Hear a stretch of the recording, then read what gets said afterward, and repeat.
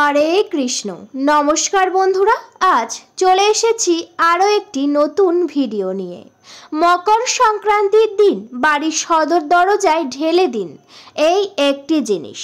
এতে আপনাদের বাস্তু দোষ দূর হবে, তার সঙ্গে মা লক্ষ্মীর কৃপা পাবেন।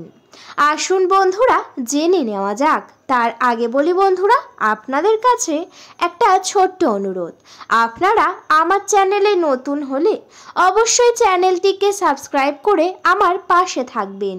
বন্ধুরা, সামনেই আসতে চলেছে মকর সংক্রান্তি। হিন্দুদের কাছে অত্যন্ত গুরুত্বপূর্ণ একটি দিন এই মকর সংক্রান্তি। এছাড়াও বন্ধুরা, এই মকর সংক্রান্তি পড়েছে 2025 সালে 14ই জানুয়ারি, অর্থাৎ মঙ্গলবার দিন। বন্ধুরা, এই কাজটি করার জন্য অবশ্যই আপনারা মকর সংক্রান্তির ঠিক আগের দিন, হ্যাঁ বন্ধুরা একেবারে ঠিকই শুনেছেন, মকর সংক্রান্তি পড়েছে মঙ্গলবার। আপনারা এই কাজটি করবেন ঠিক সোমবার সন্ধ্যাবেলায়। প্রথমেই ভালো করে হাত মুখ ধুয়ে একটি শুদ্ধ পরিষ্কার বস্ত্র পরে নেবেন। তারপর শুদ্ধ পোশাক পরে চলে যাবেন বাড়ির ঠাকুর ঘরে। ঠাকুর ঘরে গিয়েই প্রথমেই ঠাকুর ঘরটিকে ভালো করে মুছবেন এবং পরিষ্কার করে নেবেন। এরপর আরও একটু বেশি জল নিয়ে একটি ঘটি করে আপনারা প্রত্যেকটা ঘর সহ সদর দরজাতে ছিটিয়ে দেবেন ঠিক সন্ধ্যাবেলায়। এরপর যেমন আপনারা নিত্যদিনের সন্ধ্যা পূজা করেন ঠিক তেমনভাবেই পূজার আয়োজন করবেন। প্রথমেই আপনারা সকল দেবদেবীর উদ্দেশ্যে ভোগ নিবেদন করবেন। এরপর প্রদীপ জ্বালাবেন এবং তার সাথে শাঁখাশা ঘণ্টা বাজিয়ে সন্ধ্যাবেলার পূজা সম্পূর্ণ করে নেবেন। বন্ধুরা, পূজা সম্পূর্ণ হয়ে যাবার পর আপনারা নিয়ে নেবেন একটি তামার ঘটি। হ্যাঁ বন্ধুরা, একেবারেই ঠিকই শুনেছেন, এই কাজের জন্য অবশ্যই লাগবে একটি তামার ঘটি। যদি আপনাদের কাছে তামার ঘটি না থাকে বা অন্যান্য কোনো পাত্র রয়েছে তা তামার তৈরি, সেই পাত্রটিও আপনারা নিতে পারেন। এরপর সেই ঘটিটিকে ভালো করে ধুয়ে পরিষ্কার করে নেবেন। পরিষ্কার হয়ে যাবার পর সেই ঘটিতে 1 ঘটি পরিমাণ গঙ্গার জল অবশ্যই দেবেন। আর যদি বাড়িতে গঙ্গার জল না থাকে সেক্ষেত্রে একটু পরিষ্কার জল অবশ্যই 1 ঘটি পরিমাণ নিয়ে নেবেন। তারপর বন্ধুরা, সেই জলের মধ্যে আপনারা প্রথমেই এই জিনিসটি মেশাবেন। এই জিনিসটির নাম হলো বন্ধুরা কালো তিল। হ্যাঁ বন্ধুরা, একেবারেই ঠিকই শুনেছেন, এই কালো তিলের গুণাগুণ সবাই জানেন। কালো তিল কিন্তু বাড়ির নেগেটিভ এনার্জি দূর করতে সাহায্য করে। সেই কারণে আপনারা বেশ কিছুটা পরিমাণ কালো তিল নিয়ে নেবেন, বা আপনারা চাইলে 1 চামচ কালো তিল নিতে পারেন। কিন্তু ভুল করেও রান্নাঘর থেকে ব্যবহার করা কালো তিল নেবেন না। অবশ্যই বাজার থেকে গিয়ে একেবারে নতুন কিনে নিয়ে আসবেন। সেই কালো তিল জলের মধ্যে দেবেন। এরপর একদম 1 চিমটি পরিমাণ হলুদ গুঁড়ো দেবেন। বন্ধুরা, আপনাদের ঠাকুর ঘরে যদি থাকে এই হলুদের গুঁড়ো সেখান থেকে নিতে পারেন। আর যদি না থাকে আপনাদের কাছে হয়তো গোটা হলুদ রয়েছে, সেই গোটা হলুদও চাইলে নিতে পারেন। সেই গোটা হলুদটিকে আপনারা কোনো একটা জিনিসের সাহায্যে গুঁড়ো করে নেবেন বা কোনো একটি জিনিসের সাহায্যে ভেঙে নেবেন। এরপর সেই হলুদটিকে আপনারা জলের মধ্যে দিয়ে দেবেন। এই 2টি জিনিস দিয়ে প্রথমেই ভালো করে জলটিকে মিশিয়ে দেবেন, যাতে জলের সাথে এই 2টি জিনিস ভালোভাবে মিশে যায়। যখনই জলটিকে মেশানো হয়ে যাবে তারপর আপনাদের ইষ্ট দেবতার চরণ থেকে একটি ফুল নিয়ে নেবেন। যে ফুল সকালে আপনারা নিবেদন করেছিলেন সেই ফুল একটি নিয়ে নেবেন এবং সেই ঘটির উপরে রাখবেন। এরপর সেই ঘটিটিকে নিয়ে আপনাদের ইষ্ট দেবতার চরণস্থলে অবশ্যই রাখবেন। রাখার সময় অবশ্যই মা লক্ষ্মীর নাম বা আপনাদের ইষ্ট দেবতার নাম করবেন এবং একটি প্রণাম করবেন। এবং বন্ধুরা সেই ঘটিটিকে সারা রাতের জন্য রেখে দেবেন। এমন জায়গাতে রাখবেন যাতে কোনোভাবেই পড়ে না যায়, একেবারেই যেন ঠিক থাকে তেমনভাবেই রাখতে হবে।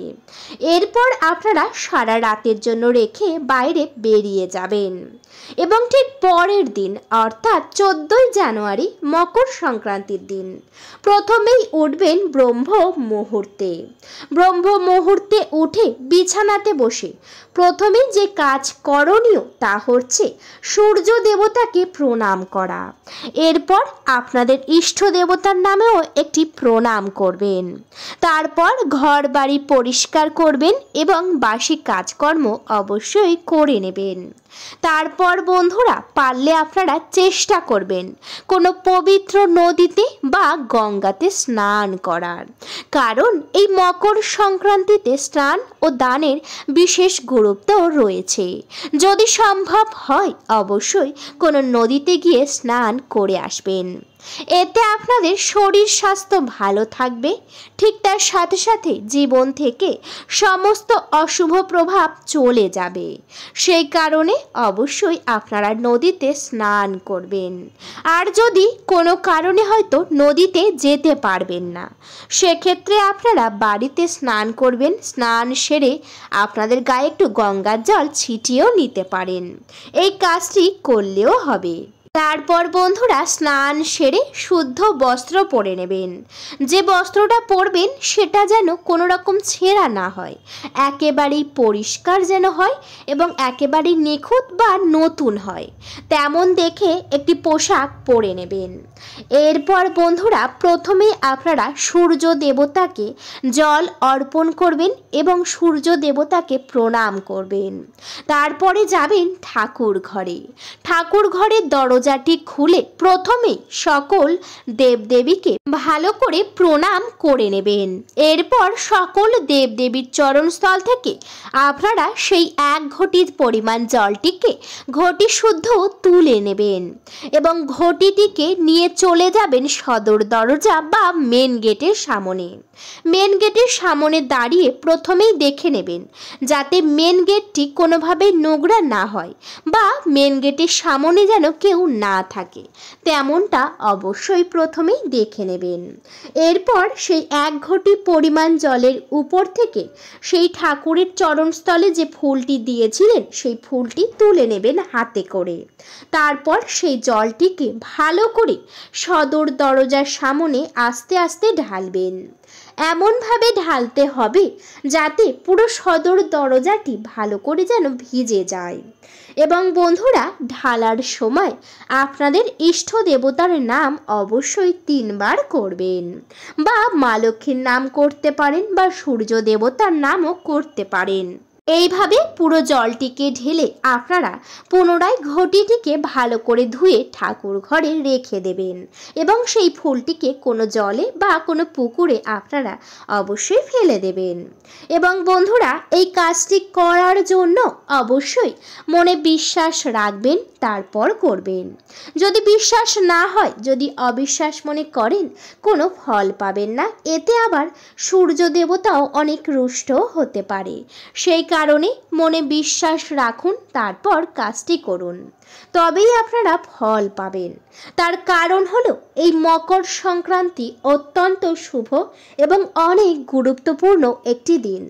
এই দিন যদি আপনারা এই কাজ করতে পারেন তাহলে অবশ্যই আপনাদের সংসারে উন্নতি হবে এবং সংসার থেকে সকল অশুভ প্রভাব দূর হবে, আর্থিক উন্নতি হবে এবং আপনাদের বাড়িতে আর কেউ কোনো ক্ষতিই করতে পারবে না। সেই কারণে এই কাজটি অবশ্যই করবেন।